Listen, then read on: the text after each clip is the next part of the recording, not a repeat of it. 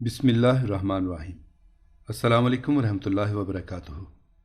ایک نیک شخص کہتا ہے کہ میرے بابا جی رحمۃ اللہ علیہ کی خدمت میں ایک بہت ضعیف العمر شخص حاضر ہوا اور اس خواہش کا اظہار کیا کہ میں حافظ قرآن بننا چاہتا ہوں۔ میرے بابا جین اور حاضرین مجلس نے یہ دیکھا کہ اس بوڑھے میں صحیح سے کھڑا ہونا تو کجا، ٹھیک سے بات کرنے کی بھی سکت نہیں۔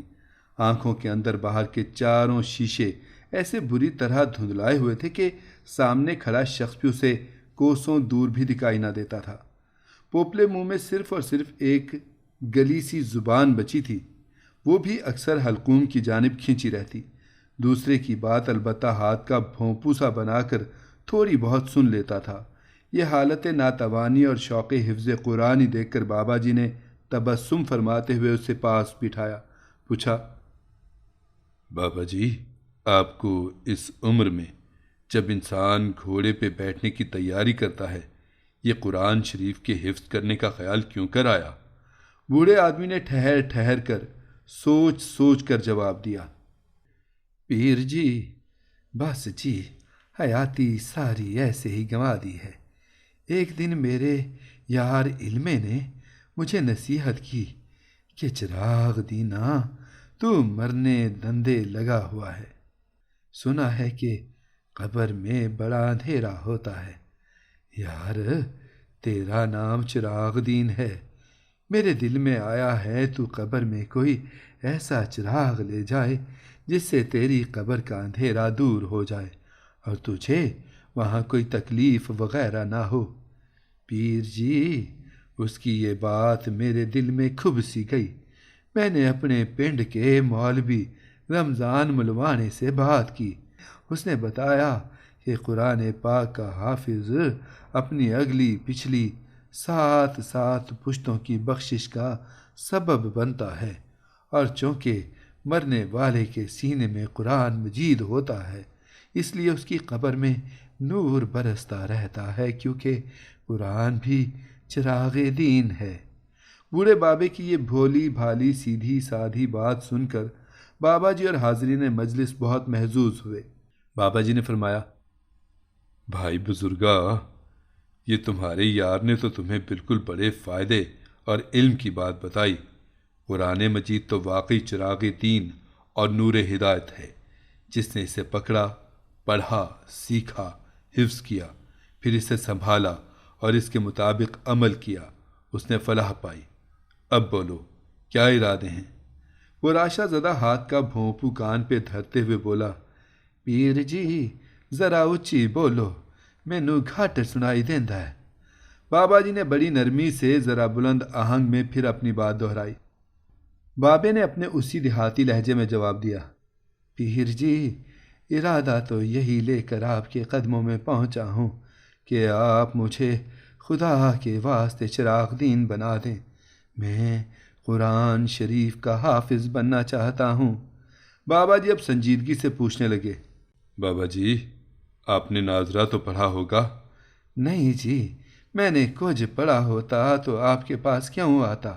بابے نے اسی ٹیمپو میں جواب دیا۔ بابے کے باقی انٹرویو سے معلوم ہوا کہ اسے نہ تو نماز آتی ہے اور نہ ہی کوئی آیت یا سورت، اور تو اور کلمہ طیبہ بھی زیر زبر کی غلطی کے ساتھ محمد صلی اللہ علیہ وآلہ وسلم کے آگے سونا پاک رسول اللہ پڑھتا ہے، بسم اللہ شریف بھی صحت سے نہیں پڑھ سکتا۔ بابا جی نے جب ایسی علمی صورتحال دیکھی اور زبان، لہجہ، یادداشت وغیرہ کو بھی ناقابل بھروسہ پایا تو بابے کو مشورہ دیا کہ تم صرف کلمہ شریف ہی اچھی طرح صحیح سے یاد کر لو اور ہر وقت اسی کا ورد کیا کرو، انشاءاللہ تم چراغ دین بن جاؤ گے، اور اللہ مہربان ہوا تو قبر بھی روشن رہے گی۔ اگلے جمعے کے روز مجھے آ کر کلمہ پاک کا سبق سنانا۔ بابا جی نے کلمہ شریف پڑھا اور بابا رخصت ہو گیا۔ اگلے جمعے کے روز جب بابے نے آ کر کلمہ سنایا تو وہی زیر زبر کی غلطی اور وہی سونا پاک رسول اللہ کلمے میں موجود تھا۔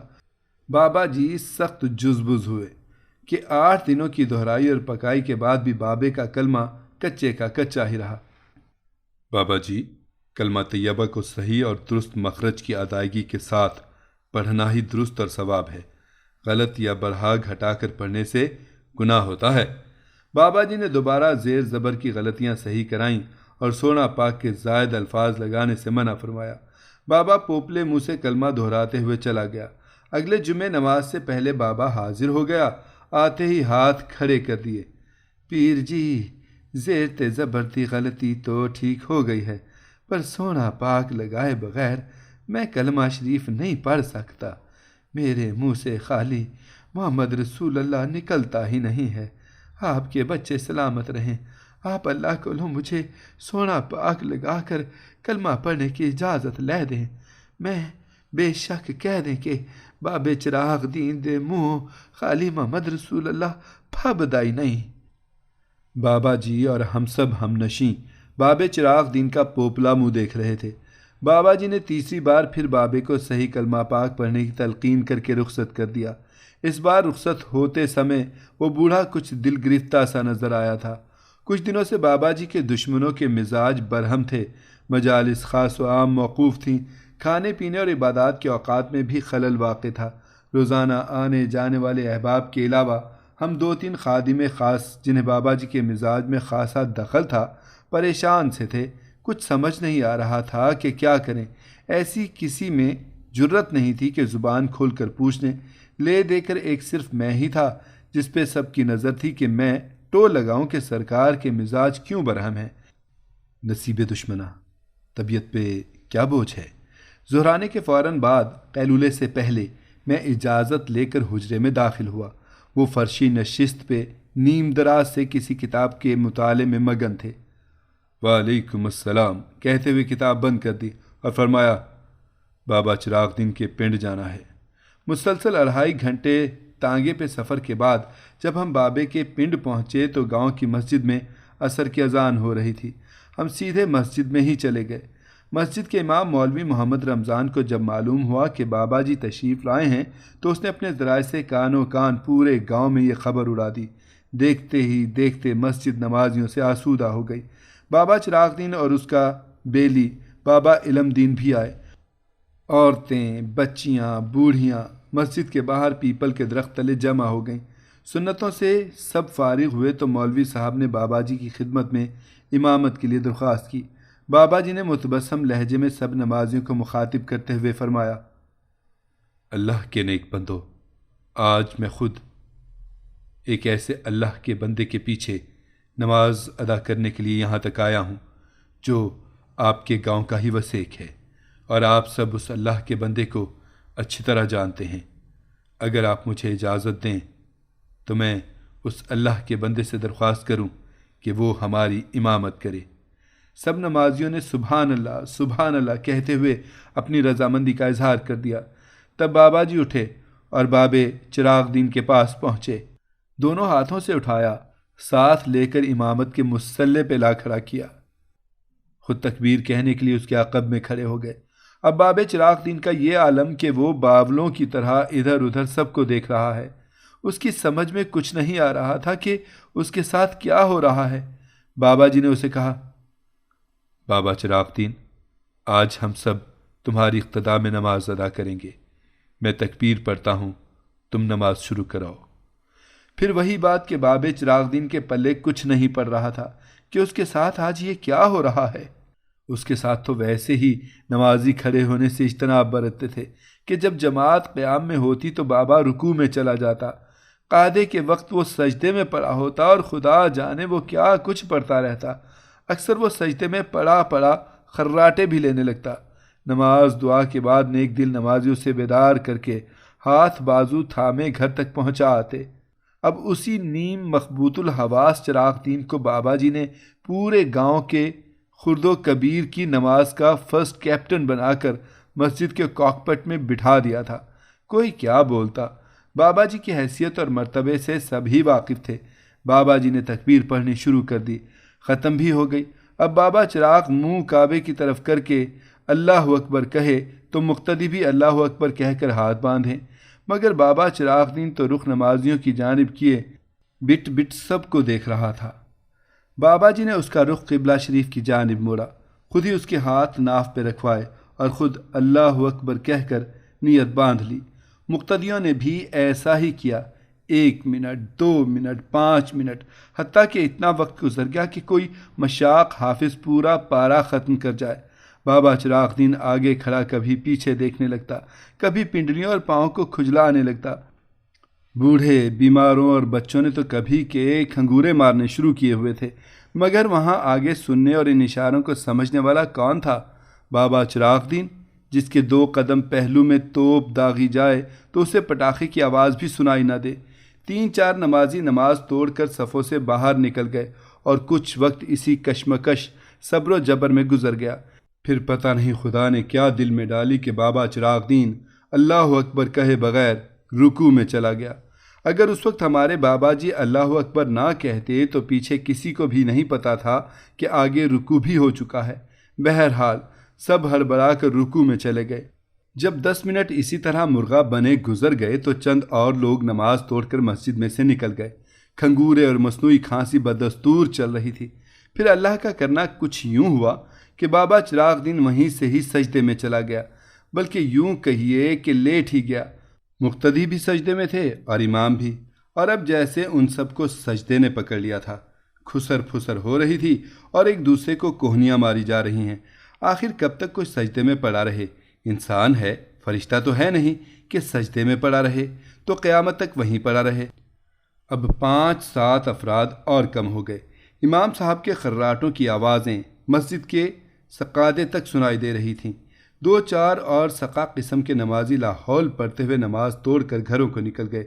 اب پچھلی صفوں کی حالت مکئی کی اس کچی پکی چھلی بھٹے جیسی تھی جس کے چھدرے چھدرے دانے ہوتے ہیں۔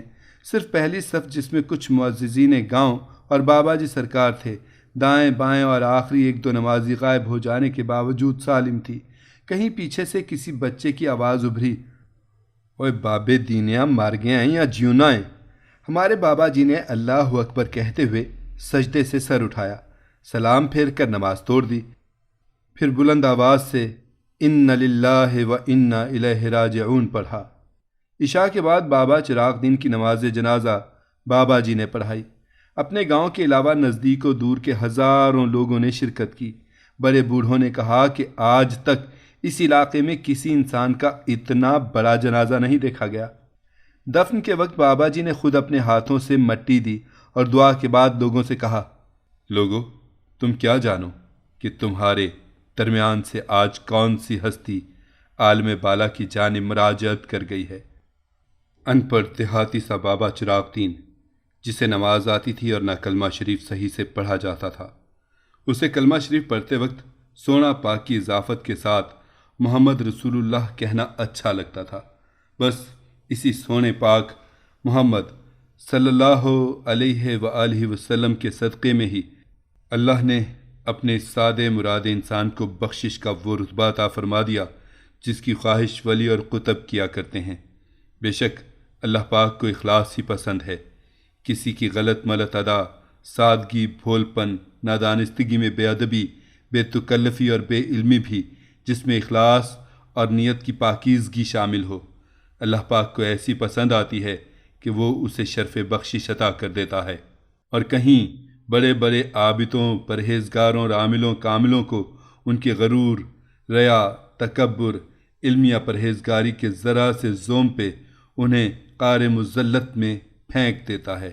یاد رکھو کہ اللہ کے ہاں ادنا و اعلیٰ صرف اس کے اخلاص، تقوی، مخلوق کی خدمت سے اور اس کے پیارے محبوب صلی اللہ علیہ وآلہ وسلم سے محبت کے مراحل سے گزرنے کے بعد تعین کیے جاتے ہیں۔ حسب و نسب، دستار و کلہ، علم، داڑھیاں، نمازیں، حج، منصب وغیرہ سب کچھ بیکار اور بے فائدہ ہیں اگر اخلاص موجود نہیں ہے۔ ہر وقت اللہ پاک سے اس کا فضل و کرم طلب کرتے رہا کرو، وہ تمہاری عبادتوں اور ریاضتوں سے بے نیاز ہے۔ اس سے اپنی پرہیزگاریوں اور نمازوں کا اجر مت مانگو، اپنے آپ کو گناہ گار اور گندہ سمجھتے ہوئے صرف اس سے اس کی رحمت اور توفیق بندگی چاہو۔